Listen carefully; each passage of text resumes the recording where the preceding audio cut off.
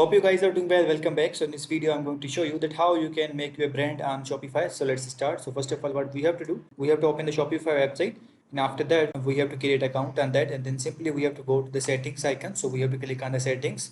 And after clicking on the settings, we have to scroll down. And after scrolling down, you will get the brand option here. So we have to click on the brand. And after that, you have to scroll down. As you can see, what should you add? Essential common brand assets used across apps and channels. So we have to provide the default logo, square logo, colors, and after that, additionally used by some apps and social media channels, cover image, slogan, short description, and social link. So as you can see now, simply we have to upload these all things, like you have to upload the default logo here, and then simply we have to upload our square logo here and our primary color and secondary color. We have to choose these, and after that we have to upload the cover image here, and then simply we have to add the slogan here, and after that we have to add the description here. And if you want to add any kind of social link, you can also do that. So in this way you can use the brand option. I hope you guys understand this video. So see you guys in the next video.